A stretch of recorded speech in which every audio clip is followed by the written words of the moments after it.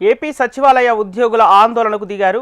Counselling నిర్వహించిన తర్వాతనే బదిలీలు నిర్వహించాలంటూ విజయవాడ నగరపాలక సంస్థ ప్రధాన కార్యాలయంలో బైఠాయించారు.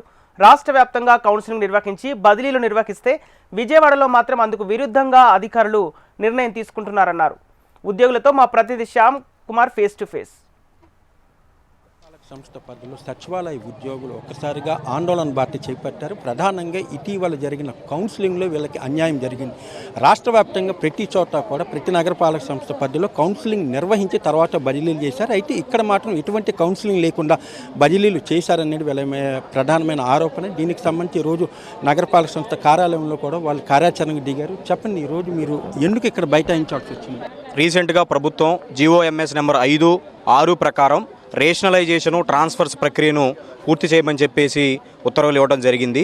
అందులో భాగంగా ఏ విధమైనటువంటి ఆ జీవోలో ఏ విధమైనటువంటి కౌన్సిలింగ్ అనేటువంటి పదాన్ని చేర్చకుండా ఏదైతే 5 సంవత్సరాలు పూర్తయిన వాళ్ళని బదిలీలు చేయాలి, 5 సంవత్సరాల లోపు సర్వీస్ ఎవరికైతే ఉందో వాళ్ళకి రిక్వెస్ట్ బేసిస్లో ట్రాన్స్ఫర్ చేయాలని చెప్పి గవర్నమెంట్ ఆ జీవోలు తెలియజేయడం జరిగింది.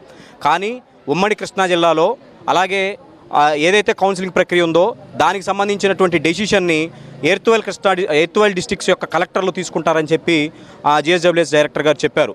అయితే మిగిలిన అన్ని జిల్లాల్లో కూడా కౌన్సిలింగ్కి డేట్లు పిలిచి పలానా రోజు పలానా డిపార్ట్మెంట్కి సంబంధించిన వారిని కౌన్సిలింగ్కి పిలిచి వారి యొక్క మెరిట్ ఆధారంగా వారికి వచ్చినటువంటి ర్యాంకును బేస్ చేసుకొని కౌన్సిలింగ్ పిలిచి అక్కడ బదిలీలు చేయడం జరిగింది.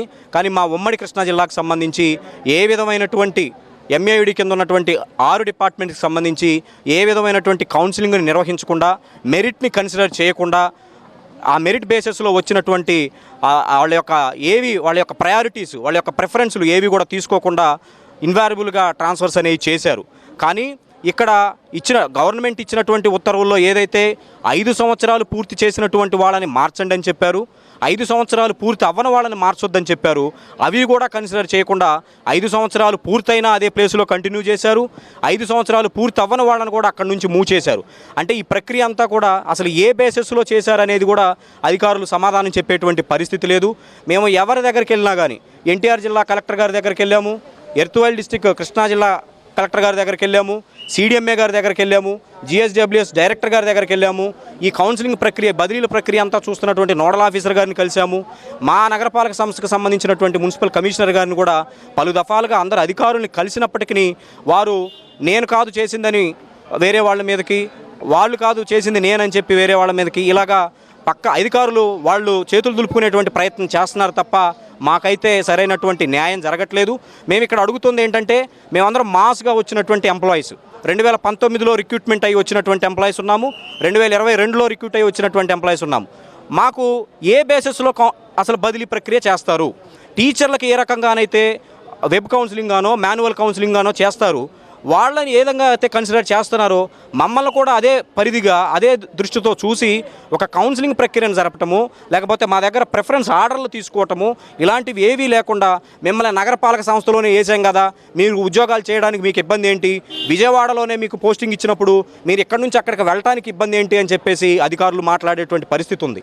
మేమేం అడుగుతున్నాము అనంటే, మేము విజయవాడ నగరపాలక సంస్థలో ఎక్కడైనా పనిచేయడానికి సిద్ధంగానే ఉన్నాం. కానీ మాకొచ్చినటువంటి మెరిట్ని, మాకొచ్చినటువంటి ర్యాంక్ని, మా యొక్క ప్రిఫరెన్స్ని అది మా యొక్క హక్కుగా భావించి అది మమ్మల్ని అడిగి మా కన్సర్న్ తీసుకొని మమ్మల్ని ట్రాన్స్ఫర్ బదిలీ చేస్తే మేము ఎక్కడికైనా వెళ్ళి పనిచేయడానికి సిద్ధంగా ఉన్నాము. ప్రభుత్వం ఏ పని చెప్పినా చేయడానికి సిద్ధంగా ఉన్నామని చెప్పి ఈ సందర్భంగా తెలియజేస్తున్నాను. చెప్పండి అమ్మ, ఈరోజు మీరు ఇక్కడికి ఎందుకు రావాల్సి వచ్చింది? ఇటీవల GSWS బదిలీలు జరిగినవి, అవి పారదర్శకంగా లేవండి. ఇప్పుడు 5 సంవత్సరాలు కంప్లీట్ అయిన వాళ్ళని సీనియారిటీ లిస్టు ర్యాంక్ వైజ్గా వాళ్ళని బదిలీలు చేయాలి. కానీ మాకు ఎలాంటి కౌన్సిలింగ్ నిర్వహించకుండా ఓవర్ నైట్ మాకు ప్రొసీడింగ్స్ వచ్చి ఈ ప్రాంతం నుండి వేరే ప్రాంతానికి వెళ్ళండి అని అధికారులు చెప్పడం జరిగింది. దీని నిమిత్తం మేము NTR జిల్లా కలెక్టర్ గారిని, కృష్ణా జిల్లా కలెక్టర్ గారిని, RDMA CDMA అన్ని పై అధికారులు అందరినీ కలిసాము. కానీ ఎలాంటి ప్రయోజనం లేదు. మీకు వచ్చినటువంటి ప్రొసీడింగ్స్ ప్రకారం మీరు జాయిన్ అవ్వాలని బలవంతం పెడుతున్నారు. ఈ కౌన్సిలింగ్లు జరగకుండా జరిగిన ఈ బదిలీలు రద్దు చేయాలని మేము ఇక్కడ ధర్నా చేయడానికి కూర్చున్నాం. శాంతియుతంగానే కూర్చున్నాము. ఈ కౌన్సిలింగ్ అన్నది మా ర్యాంక్ వైజ్గా నిర్వహించాలని మేము కోరుకుంటున్నాము. ఈ బదిలీలో చూడవచ్చు అంటే కొంతమంది వికలాంగులకు కూడా అన్యాయం జరిగింది అనేది కూడా వాళ్ళు అంటున్నారు. అవును సార్, చనిపోయిన వాళ్ళకి కూడా ఈ బదిలీల్లో స్థానాలు ఇవ్వడం జరిగింది. మరి వాళ్ళు ఎక్కడి నుంచి వచ్చి ఇక్కడ డ్యూటీ చేస్తారో మాకు అర్థం కాలేదు సార్. అదేవిధంగా దీర్ఘకాలిక వ్యాధులతో బాధపడుతూ కొండలు ఎక్కలేనటువంటి వాళ్ళని కూడా కొండలపైన డ్యూటీలు వేయడం జరిగిందండి. మరి అదేవిధంగా అసలు ఏ విధమైనటువంటి ముందస్తు సమాచారం లేకుండా కుటుంబాలతో పిల్లల్ని ఆల్రెడీ స్కూళ్ళల్లో జాయిన్ చేసిపోయి ఉన్నారు. అలాంటి వాళ్ళకు కూడా ఏ అవకాశమో లేదు. మరి గర్భిణీ స్త్రీలకు ఇవ్వలేదు. చిన్నపిల్లలు ఉన్నటువంటి తల్లికి కూడా అవకాశం ఇవ్వకుండా వాళ్ళ ఇష్టానుసారంగా ఈ బదిలీలు చేయడం అనేది జరిగింది సార్. ముఖ్యంగా 5 సంవత్సరాలు నిన్నటువంటి వారిని వారి స్థానాల్లో కదపకూడదు అని అంటే వాళ్ళు కూడా కదపడం జరిగింది సార్. ఈ విధంగా వాళ్ళు ఏమైతే వాళ్ళ మనసులో ఏం పెట్టుకున్నారో కానీ మమ్మల్ని అయితే మాత్రము బాధకైతే గురి చేశారనేది ఈ విషయం ద్వారా మేమైతే మీకు సభాముఖంగా మీడియాకి తెలియజేయడం అనేది జరుగుతుంది సార్. అయితే మేము కోరుకునేది ఏంటంటే కౌన్సిలింగ్ జరపాలి. కౌన్సిలింగ్ జరిపి అందరికీ కూడా ఆ కౌన్సిలింగ్లో ఎక్కడైతే వాళ్ళకు వస్తుందో అక్కడికి వెళ్ళడానికి వీరందరూ కూడా సిద్ధంగా ఉన్నారు. అదే మేము కోరుకుంటున్నామండి. ఈ విషయాన్ని మరి మేమందరం కూడా ఒకే మరి ఆలోచనతో మేము ముందుకెళ్ళడానికి నిర్ణయించుకున్నాం. చెప్పండి అమ్మా, మీరు అంటే విజయవాడ సిటీలోనే ఎక్కడికి వెళ్ళటానికి మీకు అభ్యంతరం ఏంటి? సార్ మాకేమీ అభ్యంతరం లేదు, కాకపోతే కౌన్సిలింగ్ ఒకటి కండక్ట్ చేస్తే అందరికీ న్యాయం జరుగుతుంది. అంటే అలా కాదు, మీకు 3 ఆప్షన్స్ అనేది ఇస్తారు. మీకు అలా ఆప్షన్ ఇస్తే వెళ్ళటానికి సిద్ధమే? అవును సార్, సిద్ధమే. కౌన్సిలింగ్ జరిగి మెరిట్ ప్రకారంగా తీస్తే మేము వెళ్ళడానికి సిద్ధమే సార్. మొత్తంగా చూసుకున్నట్లయితే కౌన్సిలింగ్ ప్రక్రియ ఏదైతే రాష్ట్ర వ్యాప్తంగా జరుగుతూ ఉందో 3 ఆప్షన్స్ అనేది సాధారణంగా ప్రతి ఉద్యోగి కూడా ఇస్తారు.